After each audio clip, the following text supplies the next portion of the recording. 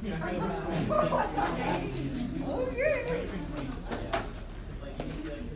afternoon, welcome back.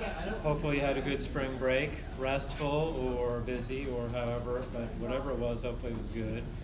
A couple announcements. So your homework that I'm passing out is on electrochemistry is due not this Wednesday, but the following Wednesday. Of course at 12:30 before lecture, or right at the beginning of lecture. And we'll have more homeworks to come after that, but I should finish probably on Wednesday talking about electrochemistry. You'll have a week to answer the questions. And next Monday, April 29th at 5:15 p.m. in this room, I'm doing an introduction to the undergraduate research program, URP, that's what it stands for. And I'm turning it into an extra credit opportunity. So if you would like to get extra credit, that is a seminar I'm giving.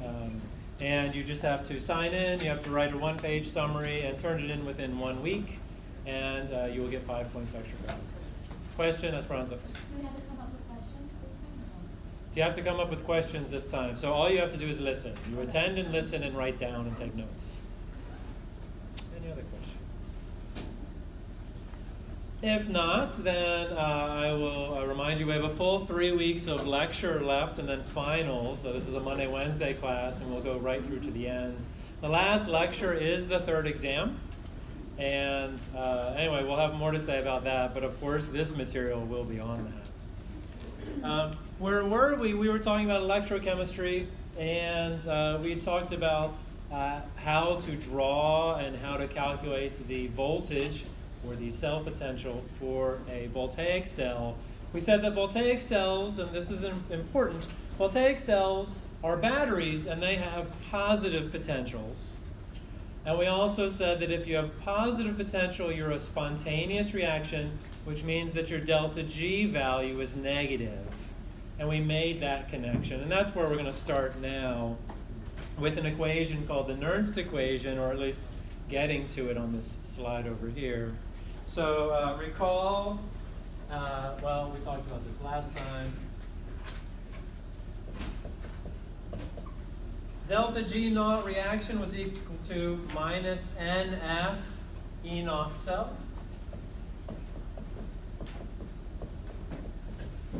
Where this was the standard cell potential right here. F was Faraday's constant given as 96,485 coulombs per mole of electrons, and N is the number of electrons in your redox reaction.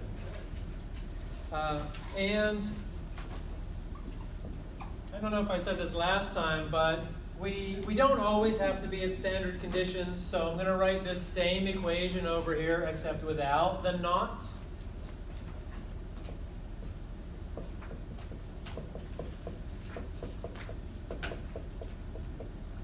So it's the same equation, and if you remember back, we said that you can have other concentrations. Specifically, that's what we're going to have here. We're going to have other concentrations.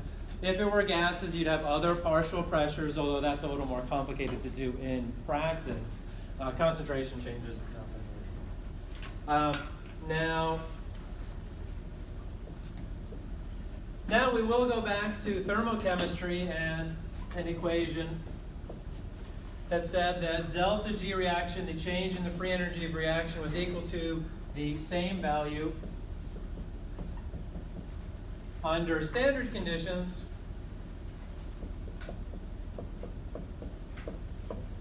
plus RT ln Q. And all we're going to do is we're going to sub in these two expressions up here for delta G naught. We're going to put here for delta G, well, here we go. So using the equation on the right there, so no knots. I know that's a double negative.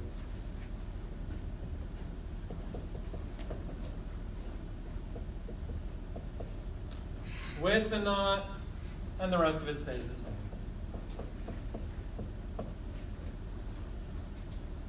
And so I guess I'm not sort of deriving this necessarily, but I am starting with someplace we've been before, and we're going to get to this thing called the Nernst equation.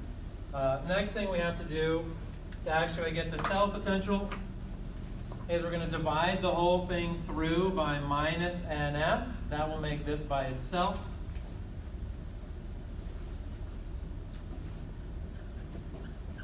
Divide the whole thing by minus NF. We get just E cell, the cell potential.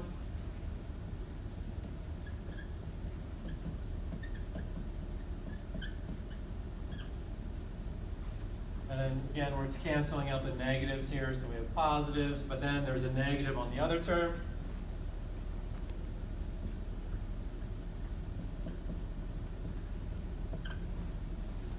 And we get a new expression. This is the Nernst equation. That's what we're talking about. This is the Nernst equation. And what the Nernst equation allows us to do is take values that we used last time from the standard reduction potential table and allow their concentrations and partial pressures to change. That's what this allows us to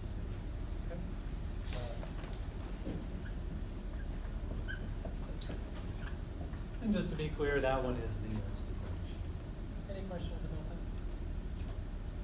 that? And the Nernst equation and these different parts are given on your conversion equation sheet. So you don't have to memorize them. You do have to know how to use them, and that's what we're going to focus our time on. And so here we have an example. It says determine the cell potential in volts for a reaction when we have concentrations that are not standard. We said standard concentration was 1 molarity. But to do this, we have to be able to do our oxidation half reaction, our reduction half reaction. Let's start there. Looks like we've got, let's see. Oh, we've got two different forms of iron going to one version of iron, so Fe2 plus.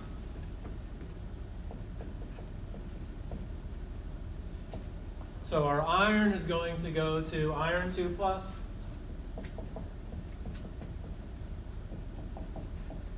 Plus 2 electrons. You look up the standard cell potential on your standard reduction potential table. You'll see it written in the opposite direction.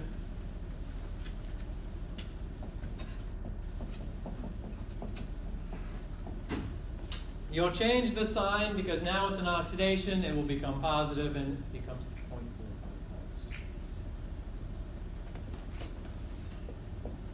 volts. Our reduction half reaction will take Fe3 plus iron 3.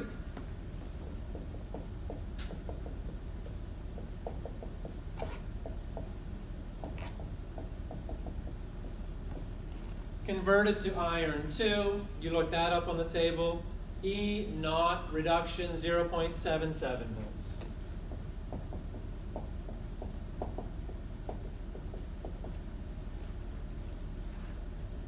Now, I'll remind you, we are interested in the overall reaction, and while we will multiply this by 2, this whole reaction by 2, you do not multiply the potential.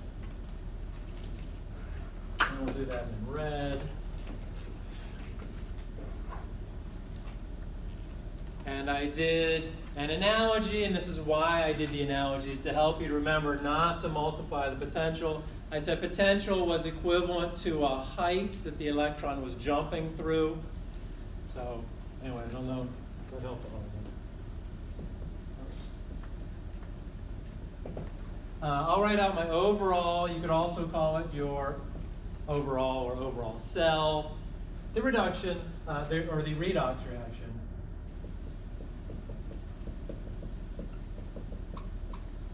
We need an iron and 2 iron 3 ions.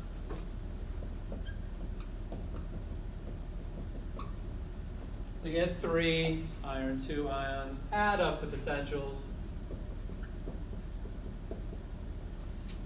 And to make sure I do my math correctly, I'll actually check my notes instead of trying to do it and hope that my notes are correct. Again, so that's stuff we've done before. Now we're going to use the Nernst equation to adjust the cell potential. Looks like this. Our cell potential, writing out the Nernst equation, will be our standard cell potential.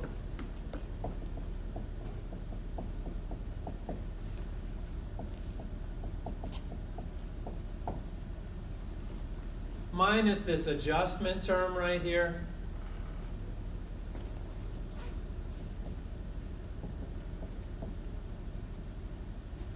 We've got our standard cell potential. We've got our Q term. And so R is going to be 8.314 joules per mole Kelvin.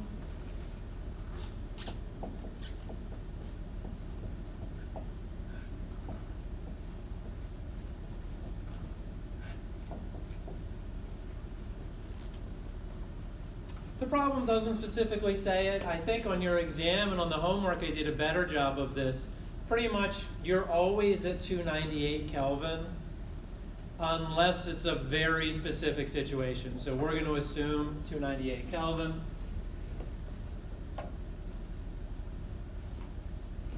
The 2 comes from the 2 electrons that we canceled out up here.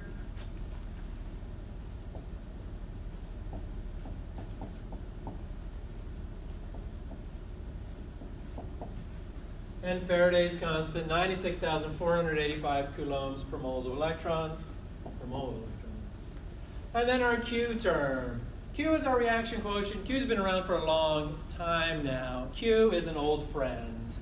Q says products over reactants, ignore solids and liquids, at your actual conditions.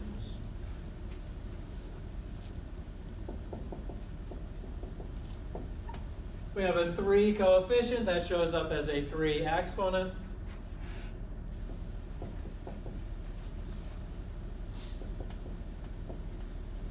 We have a 2 coefficient shows up as a 2 exponent.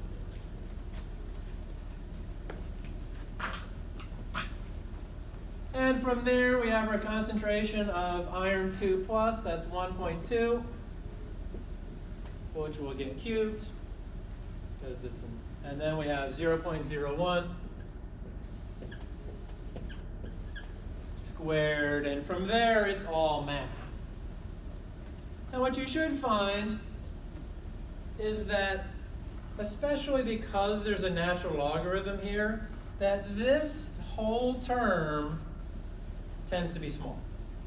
So if you get a large number for this, be surprised, okay? And for example, in this case,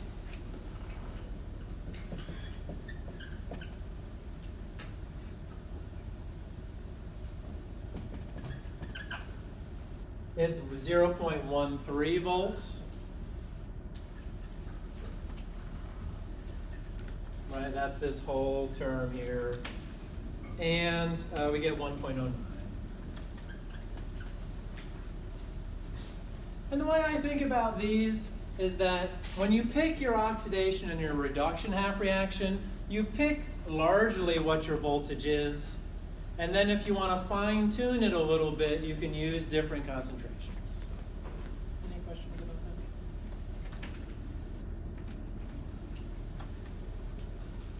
that? All right.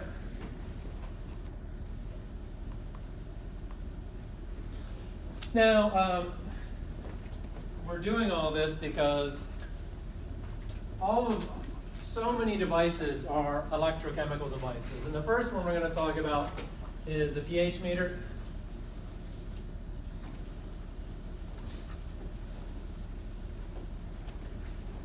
And if you were to summarize all of chemistry measurement, or almost all of chemistry measurement, there's only 2 types of instruments. There's ones that measure light, and ones that measure volts. That's pretty much the 2 main things anyway. I guess there are other kinds too, but pH meter turns out to be an electrochemical device. So let's talk about what that means. So,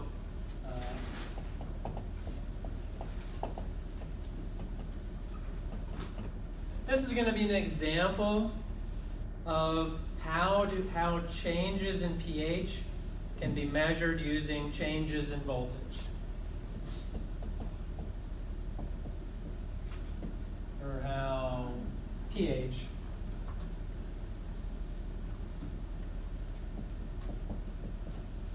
pH can be measured using voltage.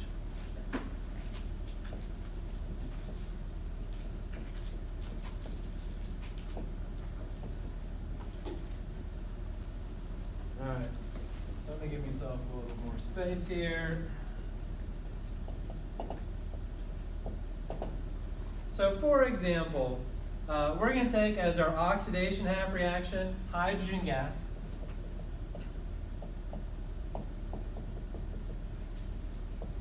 Goes to 2 hydrogen ions plus 2 electrons. Oxidation potential of that, we talked about this, it is defined as 0.00 volts.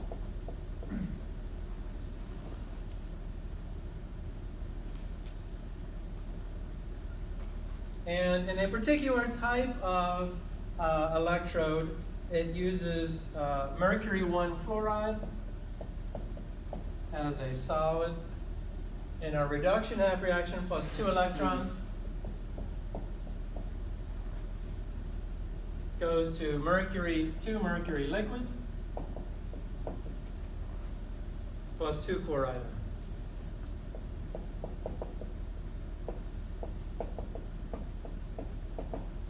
And that reduction potential is 0.27 volts.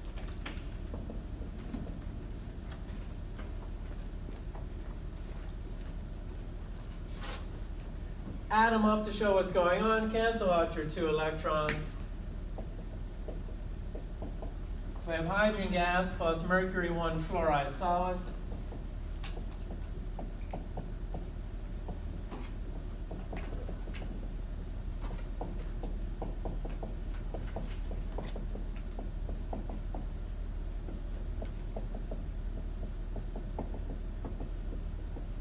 Write out the whole thing. And the cell potential with our new Q term over there will depend on the concentration of the hydrogen ion. Using our Nernst equation, just plugging everything in, we have our cell potential at standard conditions. We plug in our Q term.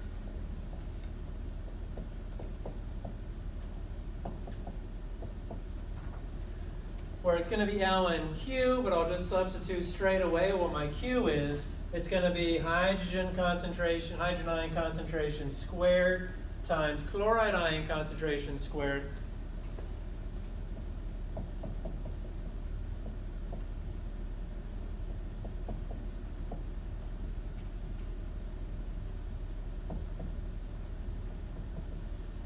Over the partial pressure of hydrogen. We did that because in analogy to thermodynamics, this Q is represented by whatever phase these things are in. We still get to ignore solids and liquids.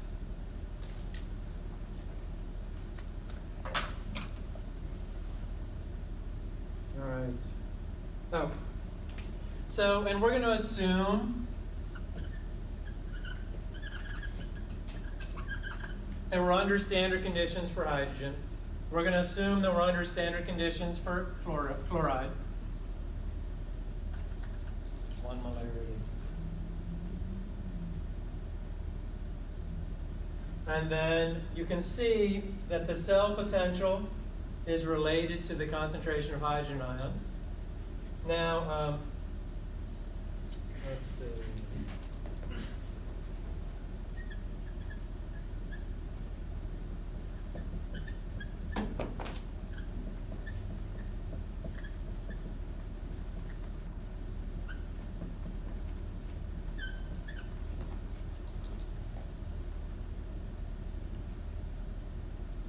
This says natural logarithm. Does pH have natural logarithm in it? It has LOGs. Do you know how to convert natural logs into LOGs or vice versa? It's just a factor. It's like 2.303. Not important for us here, but what's important is you can turn a natural log into a log. And that log, LOG, is pH, is related to pH. So I'm going to skip the steps between here, since it is all math, and since I don't expect us to actually, I don't expect you to be able to get from here to here, and I don't think it's useful to. I'm happy with this, which shows that the cell potentials are related to the concentration of H plus and pH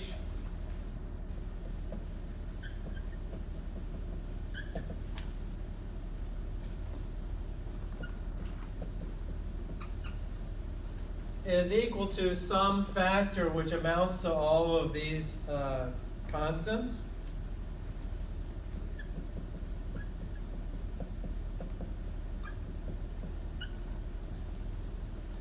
times the difference in the cell potential under standard conditions and the cell potential. And the last thing I'll say is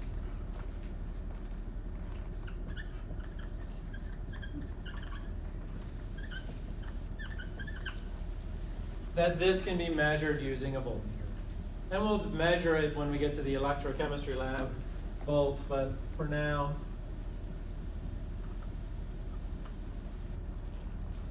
measure it using a voltmeter.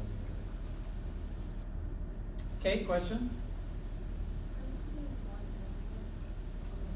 How did I get what? Oh, so these two we just assumed. We said, oh, let's assume they're ones so that the math goes away. And in a typical pH meter, you would have chloride ions at a constant value. So, and the hydrogen, the partial pressure of hydrogen would not be 1, but it would be constant because the amount of hydrogen in the surroundings wouldn't change. So they would be constants. Oh, so we said this partial pressure of hydrogen, let's just assume it's 1. 1 atmosphere, 1 bar, whatever, what have you. Yeah, you're saying like, that's how I'm saying that's on chloride instead. Yes. Keep it simple. Right, because what we were looking for was that the difference, or the cell potential that we can measure is related to the concentration of the hydrogen ions.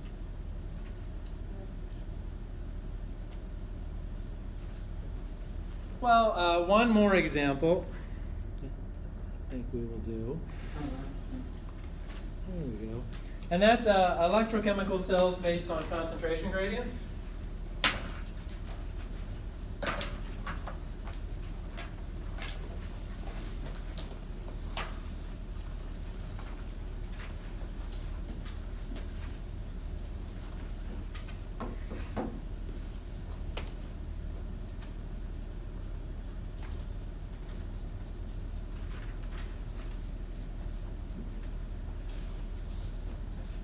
And for this one, we're going to set it up by first mentioning that the Nernst equation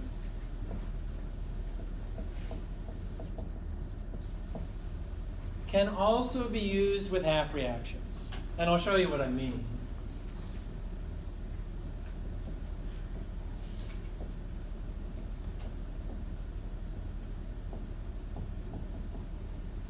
And I guess I'll start out by saying half reactions are either the oxidation or the reduction half reaction. We don't necessarily need the whole thing to think of it as. And it's going to get a little scary for me right now because I'm going to talk a little passingly about biology. So correct me if I get something wrong.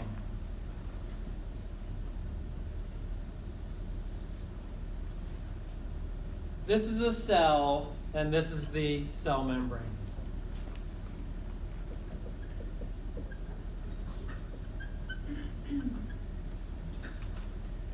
And so inside cell.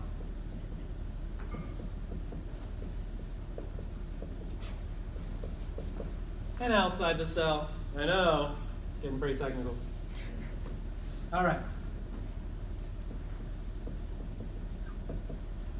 Inside the cell, typically, at least when I looked it up, the calcium ion concentration was 1 times 10 to the minus 4th millimolarity, or 1 times 10 to the minus 7th molarity.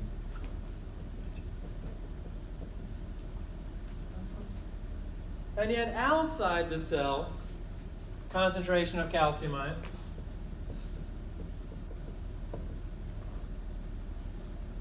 3 millimole.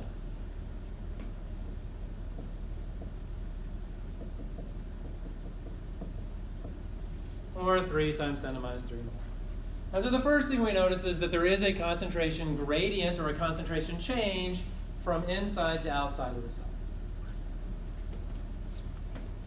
And so what we're going to do is now we're going to write a Nernst equation for the reduction of calcium ion.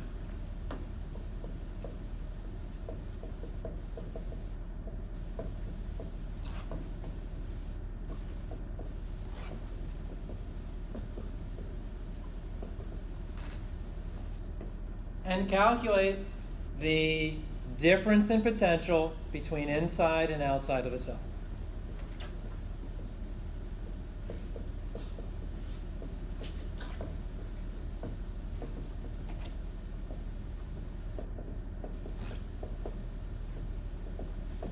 And calculate the difference in potential between inside and outside of the cell.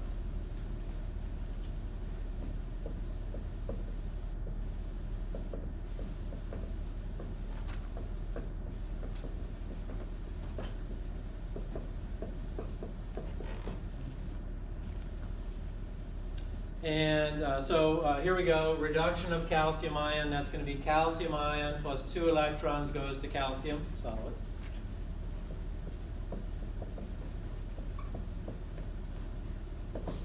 Reduction, calcium.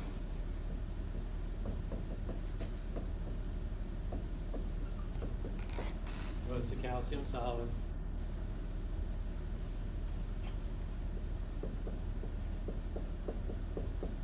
Standard cell potential, minus 2.87 volts.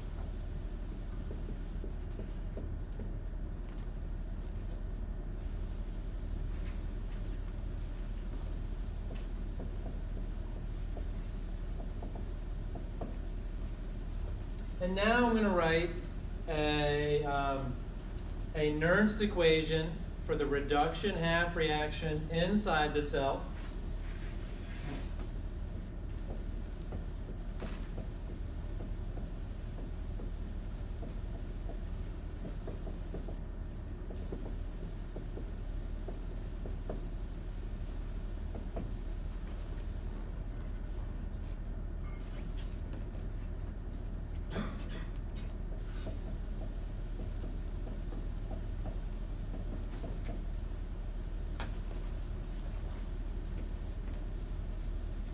And the Q for this, in the numerator we have a solid, so there's just going to be a 1. Here we're going to have the calcium ion in the denominator, so it's going to be 1 over a calcium ion concentration.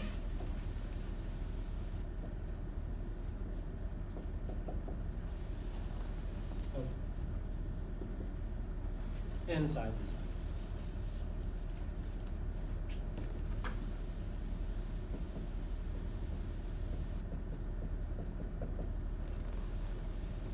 We'll do the same thing for outside of the cell.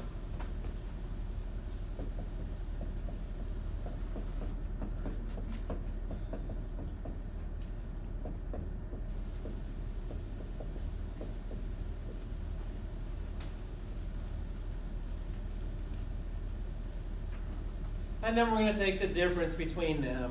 And I think in my notes I actually took outside of the cell minus inside of the cell.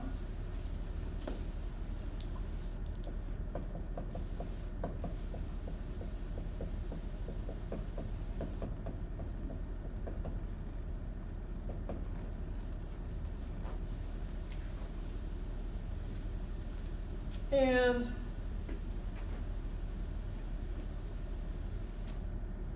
if I'm going to subtract these two terms, the standard cell potential cancels out, so I don't need that at all. And what I'm left with is, it's going to be outside minus inside.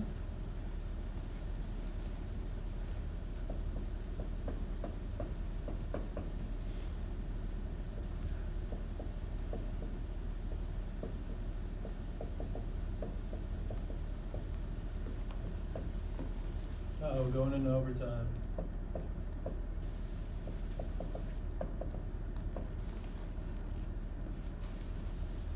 So all I did is I said this one minus this.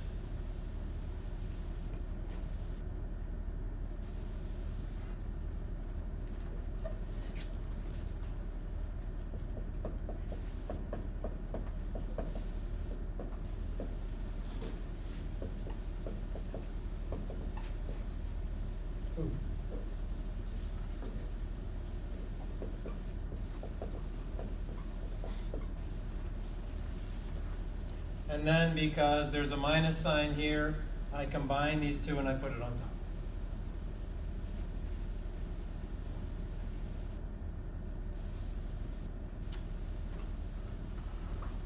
I think I'm out of space. Are you out of space? Well, then I'm just going to state the result. If you plug all the numbers in for the differences in the concentration, RT, and in this case is 2, you will find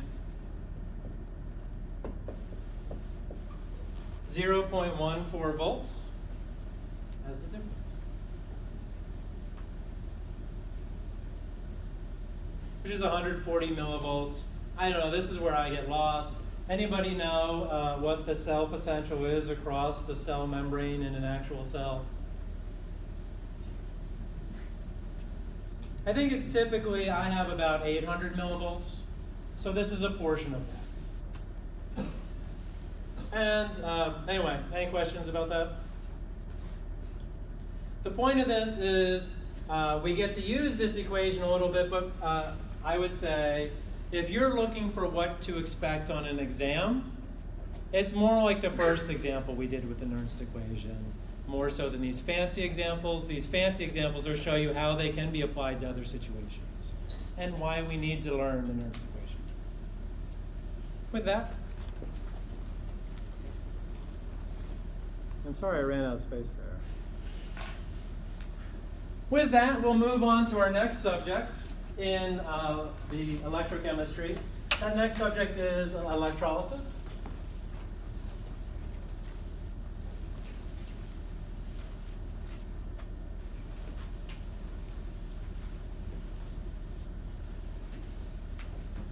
And electrolysis is the process of using electric current to bring about chemical change. In practice, using a power source to make a non-spontaneous reaction occur. And here's how this works. Oh, so what I'm about to draw for you is an electrolytic cell.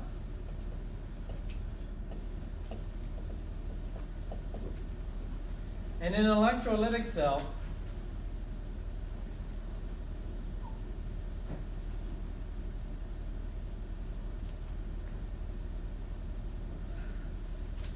there's an electron down here. Well,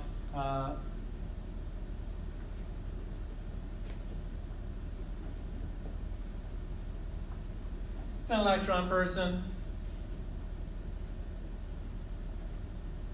And you remember, in a voltaic cell, the electron starts up here. What drives it to be spontaneous is it can jump down. In that's a voltaic cell. In an electrolytic cell, the electron starts at the bottom.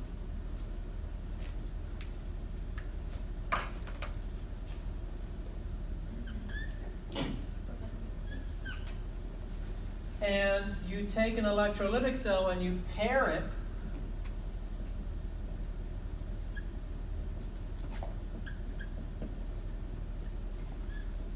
with a voltaic cell. And for the voltaic cell,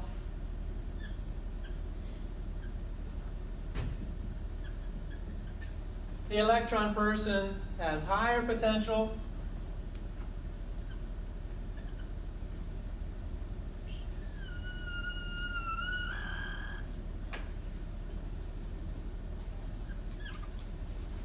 And jumps down, meaning has a spontaneous process, bolsters the electron in the electrolytic cell of higher, and in fact is basically like coupling reactions. Although this can be a voltaic cell in practice, we quite literally plug the reaction in and use the electrons from the circuits in the wall. So we don't typically use a voltaic cell, but that's the process. There are electrons with higher potential that we are using.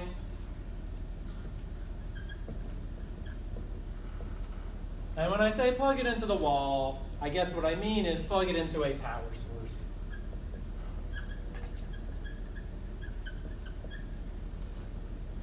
To monitor how much power you put in.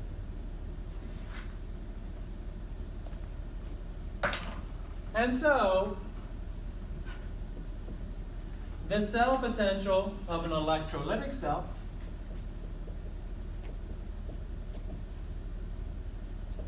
is less than 0, which means it's non-spontaneous.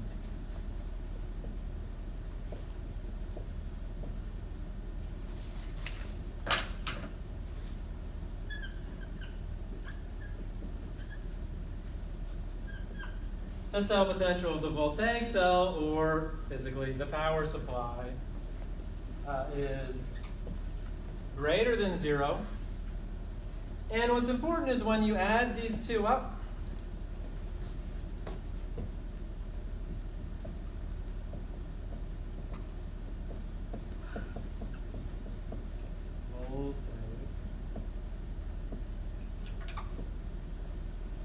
that of course you get a sum that's greater than 0. And this is just a fancy way of saying that this cliff has to be higher than this one so the overall process is spontaneous.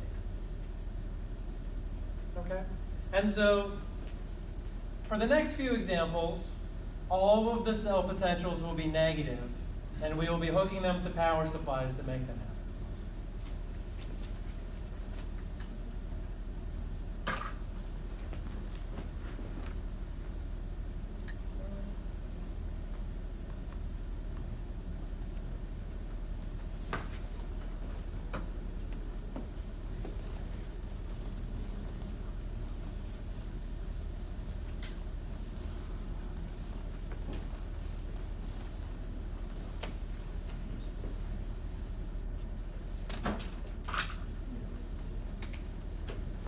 As far as construction goes, in a voltaic cell you need 2 beakers because you have to separate the oxidation reduction half reactions. For an electrolytic cell, the whole thing is non-spontaneous, so you just need 1 beaker.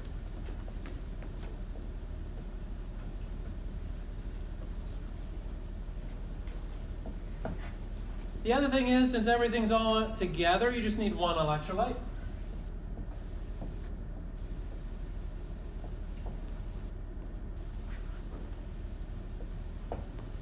And typically, to get a useful electrolytic process, you're not at standard conditions. So typically,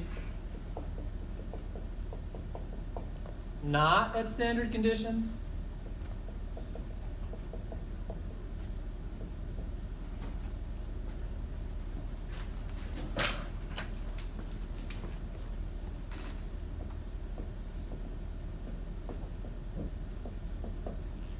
But we use standard cell potentials to get an estimate.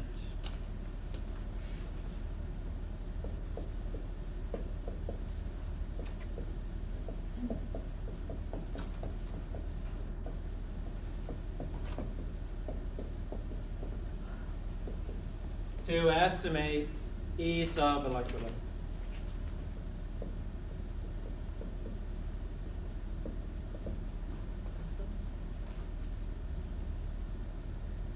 And so the example I'm going to do on this page is going to be the electrolysis of molten sodium chloride.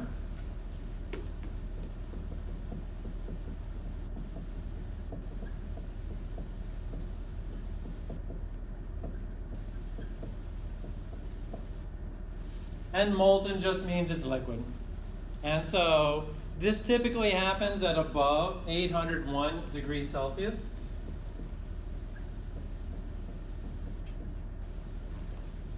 Very not standard. But it turns out to be a useful estimate anyway, and so that's what we'll do. Now, when we have molten sodium chloride there's only two things present. Sodium ions liquid and chloride ions liquid. And I know we're not necessarily used to those, but if the question was, do we have H2O liquid at this temperature, what would you say? We certainly don't, okay?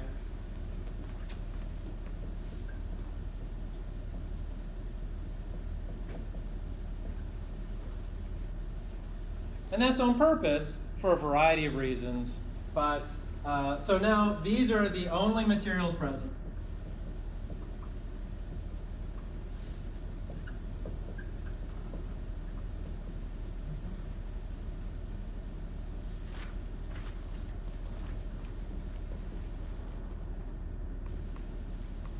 Oh good, I have an extra page.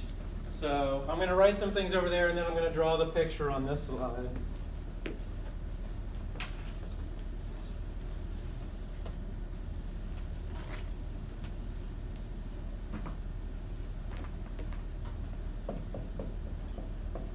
For number 6, I'm going to list the possible half reactions.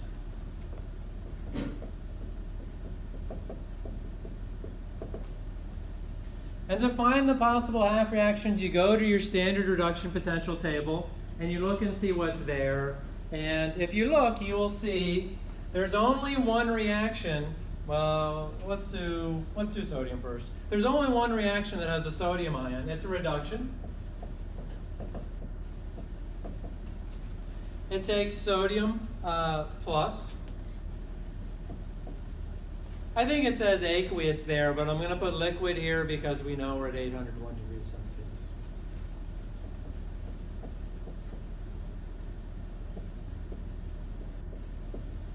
Add an electron to it, it goes to sodium uncharged, or just sodium liquid.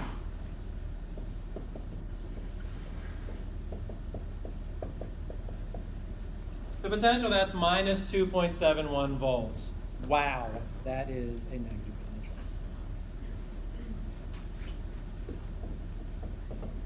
Turns out there's only one half reaction for chloride ion, whether it's in the liquid or aqueous phase. It is 2 chloride ions. Goes to chlorine gas plus 2 electrons.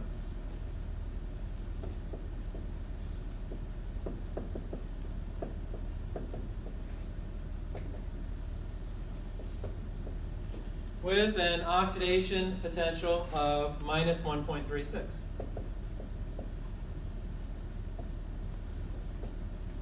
And similar to voltaic cells, you then add them up, you get an overall electrolysis reaction.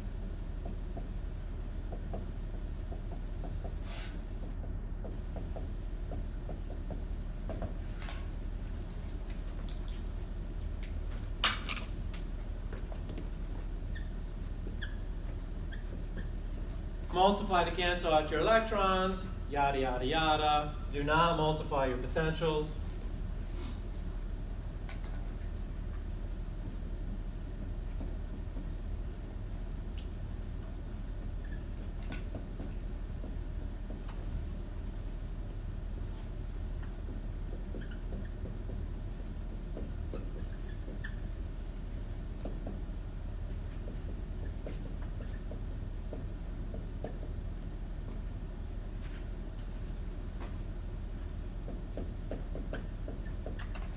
And our electrolytic cell potential is minus 4.06 volts.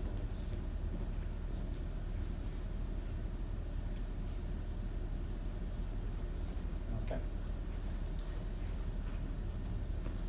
I've numbered these because this is exactly how you want to do electrolysis problems. You want to think, well, not these, but once you get to the electrolysis, you want to say, what are my materials present? Then you're going to go to the standard reduction potential table and you're going to pick the most positive half reactions. And in this case, they're very negative, and so the reason we're going over this example is if you've ever wondered how they make sodium solid, they make it through electrolysis, they make it as a liquid, and then they cool it down, and they have sodium solid. It's pretty hard to make, by the way. And then this is one approach to making chlorine gas as well. Now let's do, oh, that said construction. We're going to do construction over here now.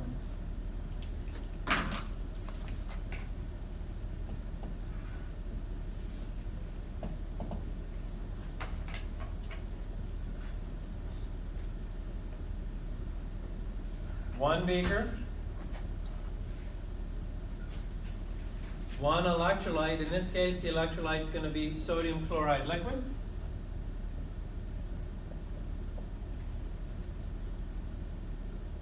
Have we ever thought about sodium chloride liquid before as an electrolyte?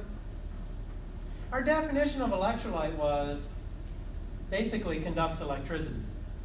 And to conduct electricity, you have to have mobile ions. So yes, this does meet that definition, even if we haven't thought of this particularly. All right, so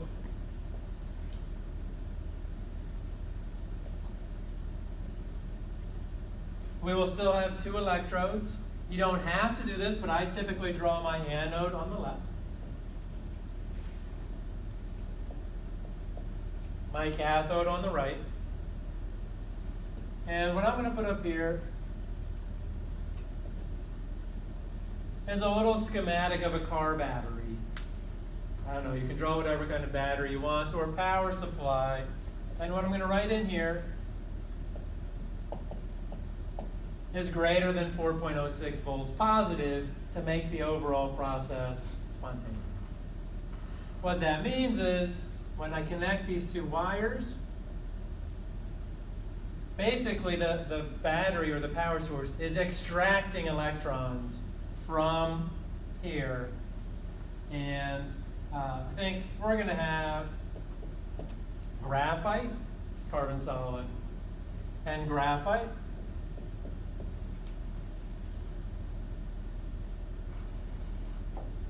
And if you remember from last time, you may or may not, I know it's been a while, so graphite is nowhere over here. It is what's called an inert electrode. It is conductive. And all we need is we need something to give electrons to the sodium and to take electrons from the chloride ions. So it's an inert electrode. And let's see. Oh, at our anode is where the oxidation happens. And over here is cathode, which is reduction. Let's see if I can draw this. So for my oxidation, I'm going to take my chloride ions. I'm going to take two of my chloride ions. They are going to give up 2 electrons, make Cl2 gas.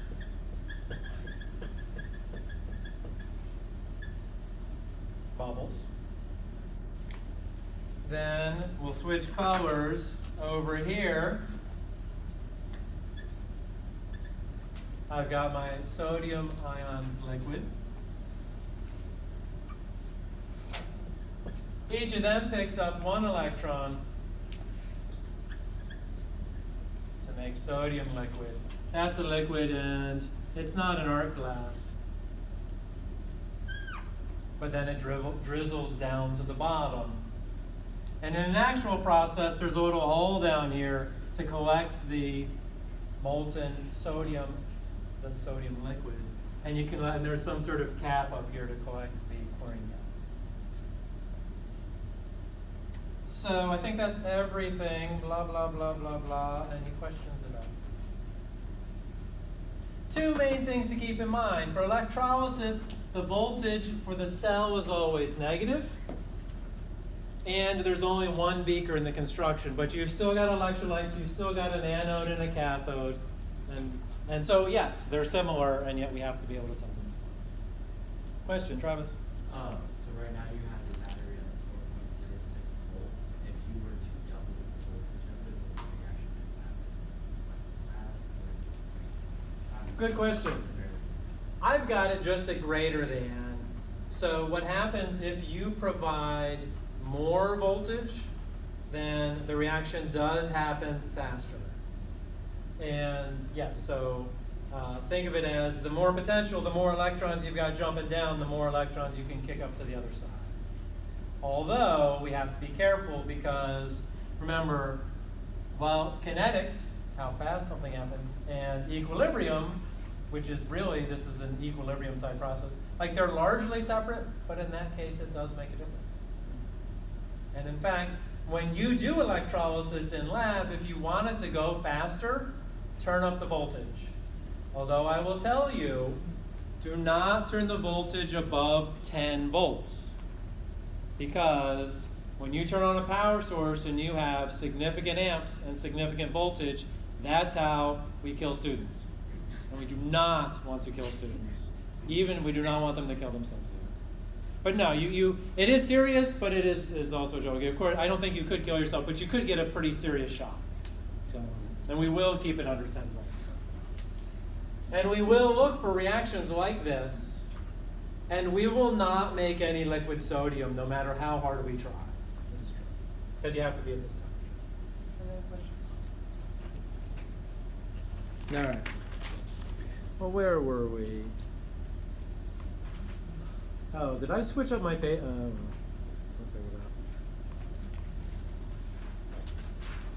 Okay. So now a more complicated case of electrolysis. And it's not that much more complicated, but now we have 1 molar sodium chloride aqueous.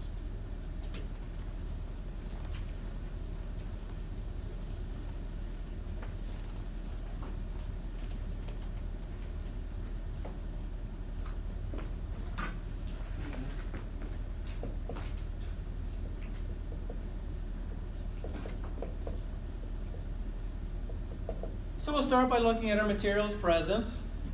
We have sodium aqueous ions.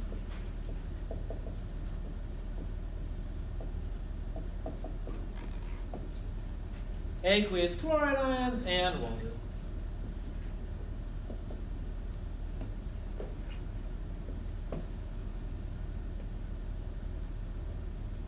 And then our possible half reactions.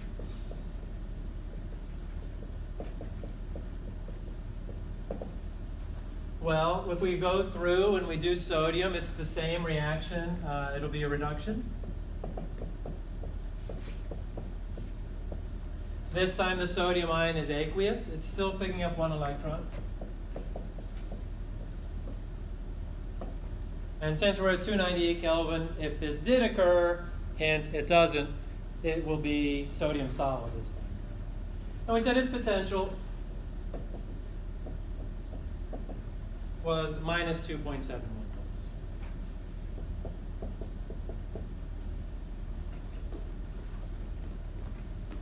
Now, chloride ion cannot be reduced, but water can.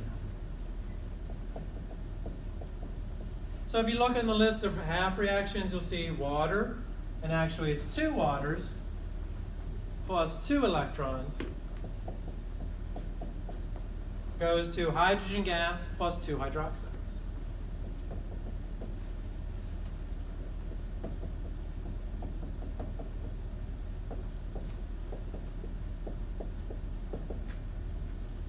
And the standard reduction potential of this half reaction is minus 0.83 volts.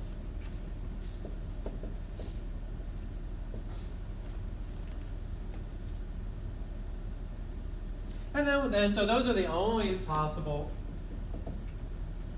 reduction half reactions. We already saw the chloride one. I'll write it up for oxidations.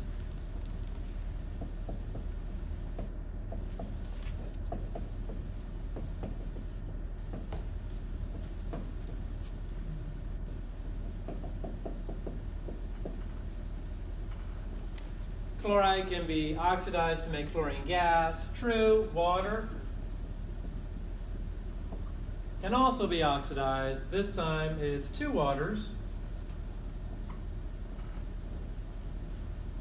Goes to oxygen gas.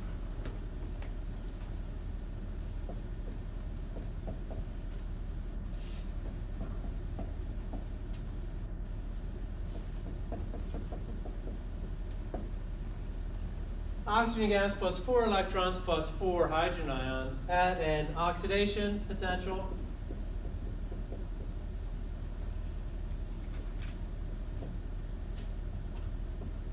of minus 1.23 volts.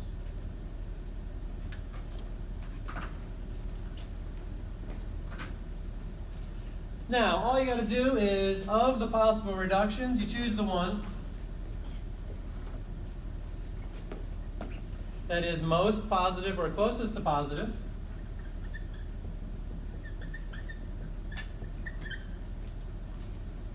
I don't know, closest to positive maybe would be a better way of thinking about that. And then you choose the oxidation, similarly, and those will be the reactions that occur. So check, check. You will not be forming chlorine gas. Actually, I should take that back. We will form chlorine gas because somebody will turn it up to 10 volts. And you can see how close these are. So do not sniff the electrolytic cells when you have this. Actually, well, we'll talk more about this. So what I'm going to do is I'm going to then add these up to get my overall electrolytic cell.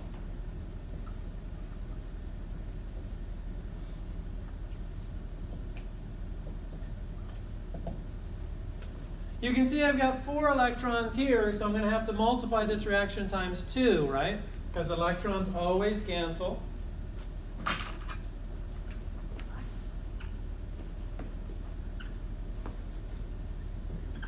Times 2 to get the electrons to cancel. And our overall process goes like this.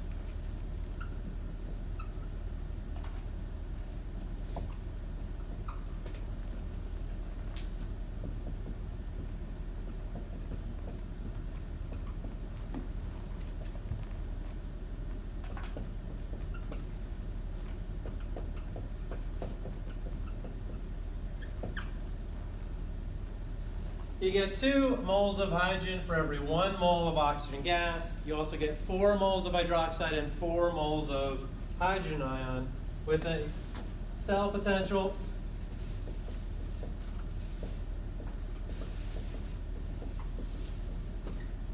of minus 2.06 volts.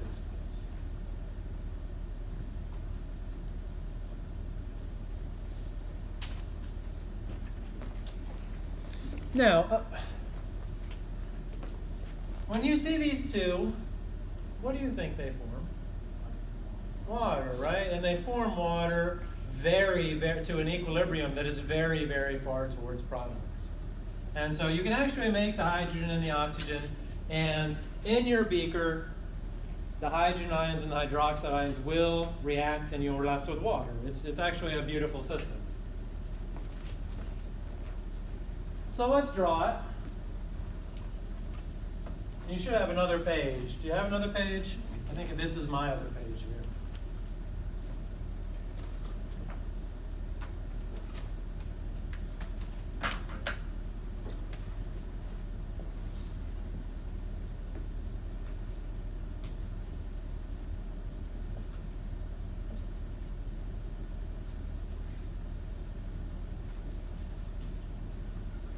Every electrolytic cell looks the same, just like every voltaic cell looks the same when you start. You hook them up to a battery for electrolysis. You have 1 beaker, 1 electrolyte. What we're going to do, though, and this is what we do in lab as well, is, well, I'll get to that in a minute.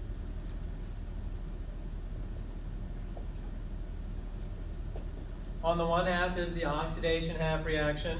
The oxidation half reaction right here is making oxygen.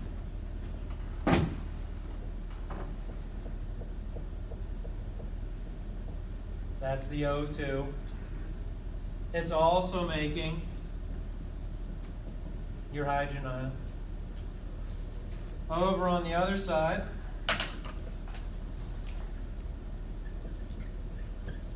those are bubbles, whatever they look like.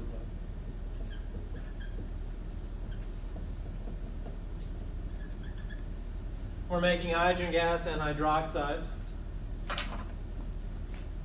And we're clever.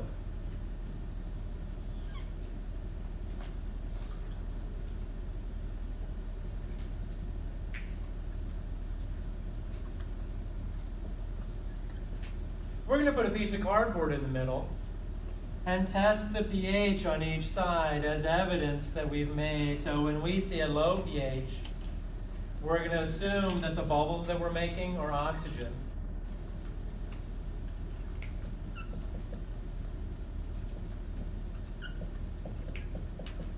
And on the other side, because it's not going to be, we're not going to capture it, we're not going to be able to see the 2-to-1 ratio.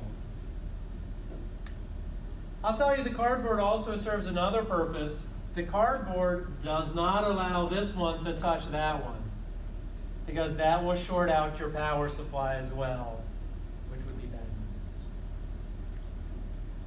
Anyway, that's not the full picture, but that's a little bit about how it works. We will be making oxygen and hydrogen gases. Now, questions about these processes?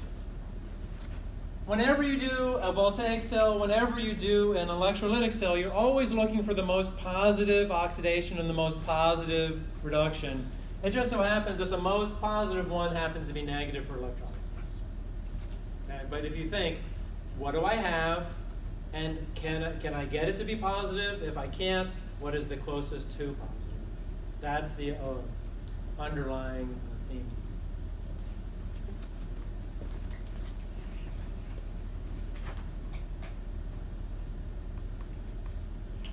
Now let's talk for a couple minutes about overvoltage or overpotential.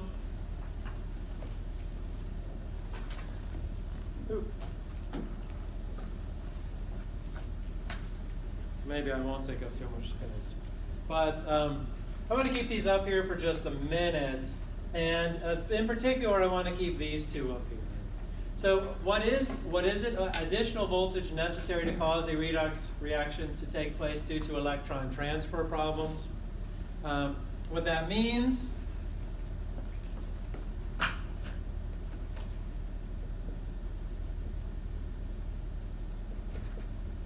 functionally speaking, well, I'll say a couple words and I'll wave my hands a little bit. So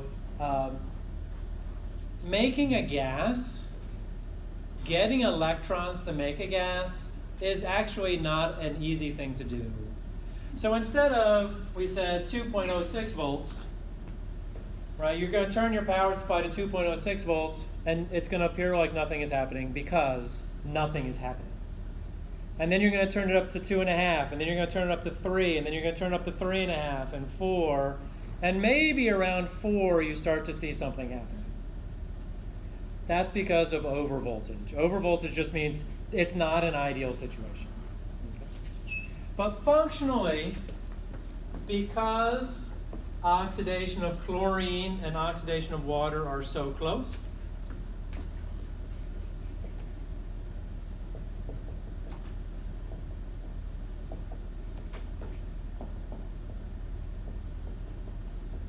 because oxidation of chloride, I should say, and water have such similar potentials,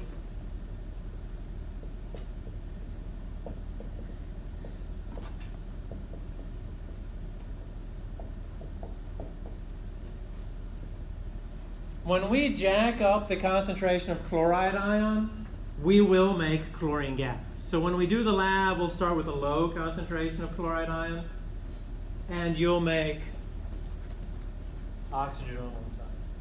And then we'll go up to, I think, a concentrated or a saturated solution of chloride ion, and at this electrode you'll see a change, and you'll smell chlorine, and you won't smell it too closely.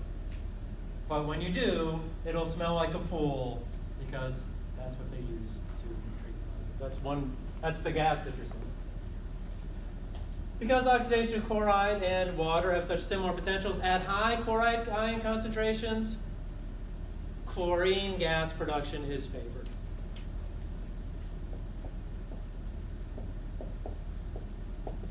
At high concentration of chloride ion, chlorine production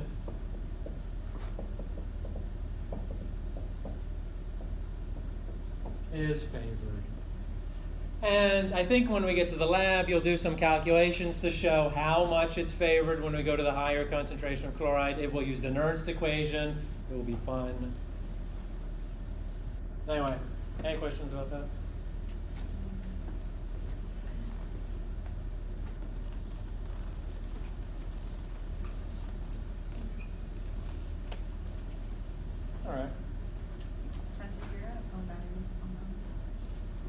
phone battery's dying. Thank you. Close.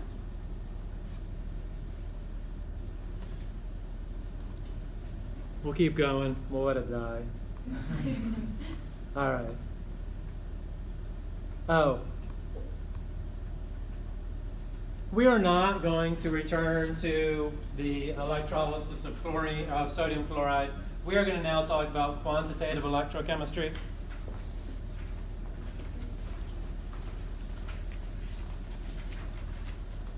I'll publish those notes for that. Those notes, we're just going to say that you can make chlorine gas and show you how. I'll publish those notes.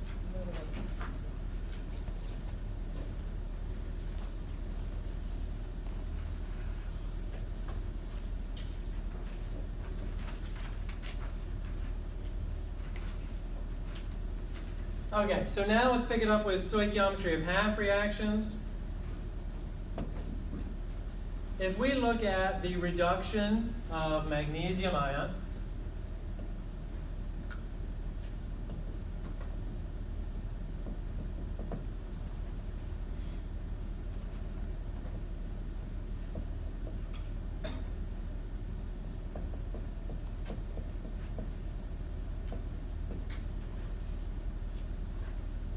we can see that for every 2 moles of electrons,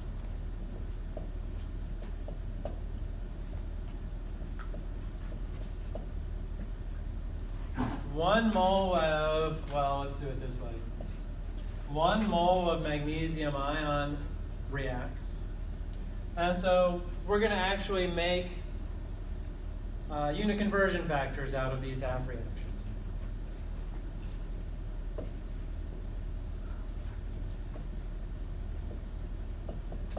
And now it's time to talk about current. Current is the amount of charge flowing past a point in a given time.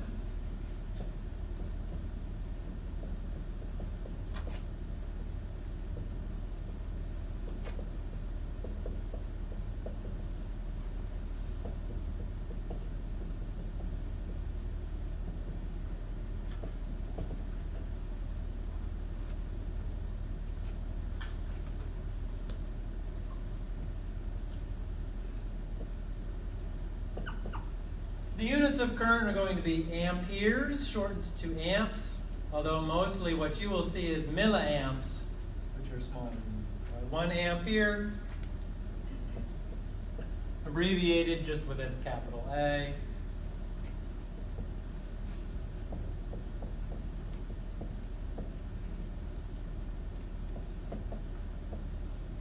Is 1 coulomb of charge per 1 second.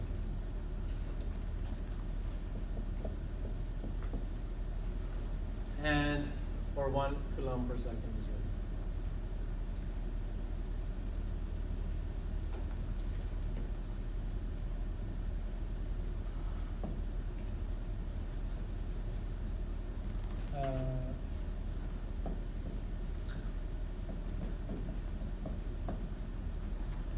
Let's step back for a second and take a look at the charge of 1 electron. In coulombs, the charge of 1 electron is 1.602.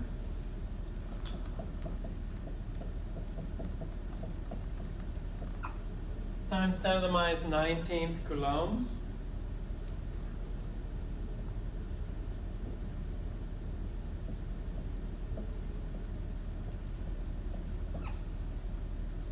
If we look at the charge of 1 mole of electrons,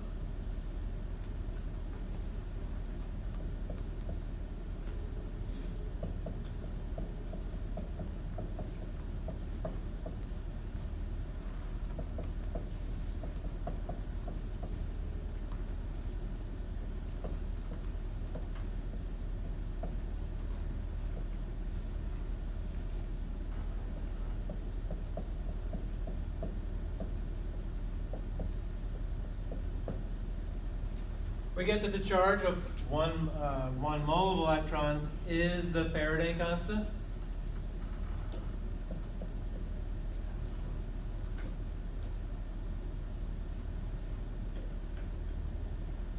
And finally, I'll squeeze this in, and then we'll do an example on the next page.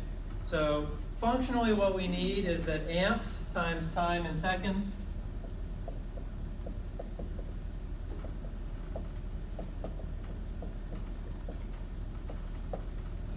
equals coulombs. And we have a unit conversion factor which turns coulombs into moles of electrons. And then we have moles of electrons into moles of magnesium ion or some such.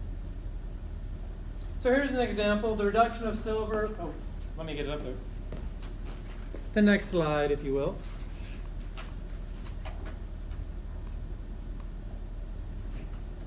The reduction of silver deposits silver on the cathode of a voltaic cell. If 1.50 amps flow for 15 minutes, how many grams of silver are deposited?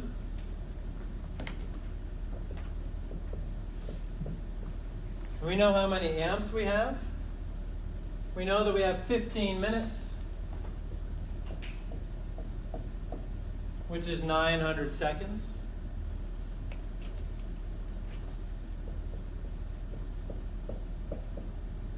Amps times seconds gives you coulombs.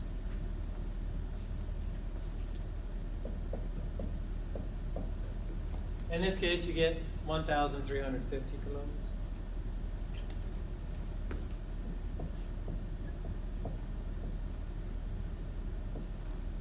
And from there, I like to set up a picket fence.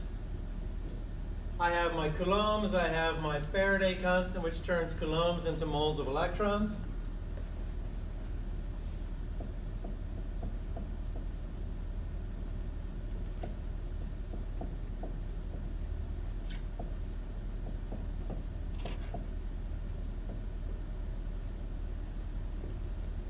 I use my balanced half reaction to turn moles of electrons into moles of silver.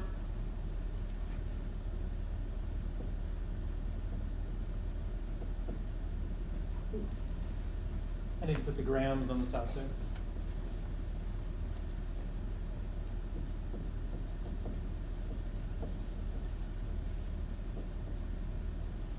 And then we use the molar mass to get grams.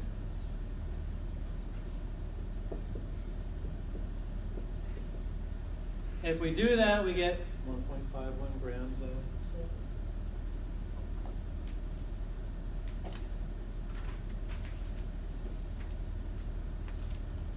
Questions about this?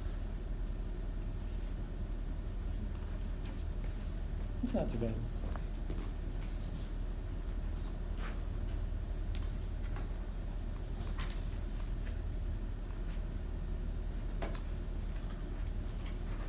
Oh.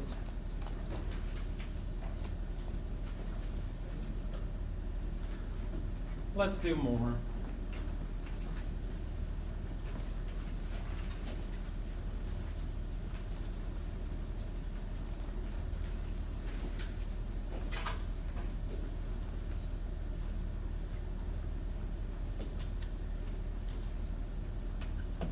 And what I'm going to do is I'm going to do a second example in the electrolysis of molten sodium chloride.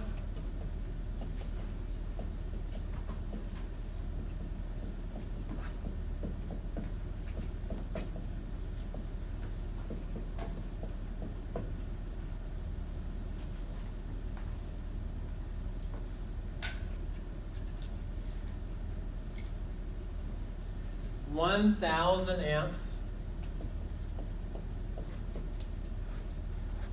is used to produce 2,000 liters of chlorine gas.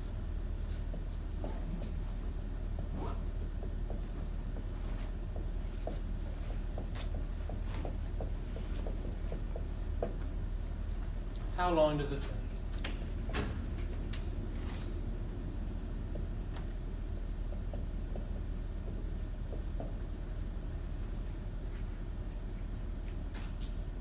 And I will tell you,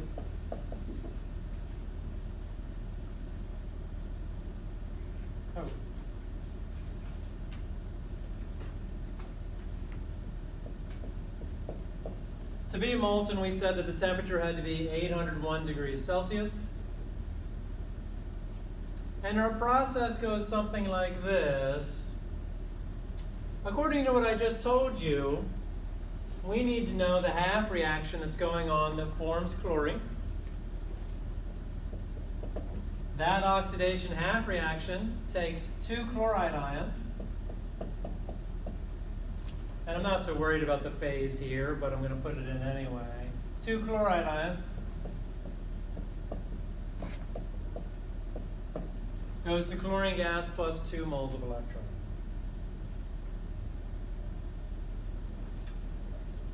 I have liters of chlorine. Chlorine is a gas, yes? How do we move from liters of chlorine to moles of chlorine? We use the ideal gas law.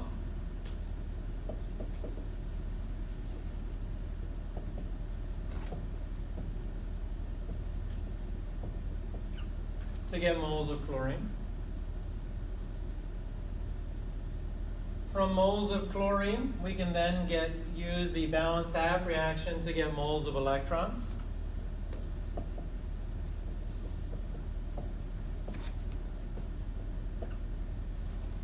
Oh, sorry.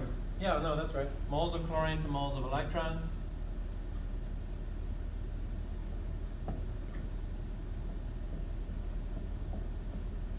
And from moles of electrons to coulombs.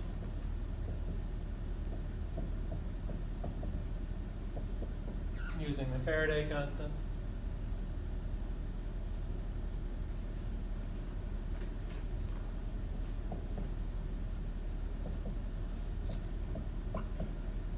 And the coulombs equals, amps times time.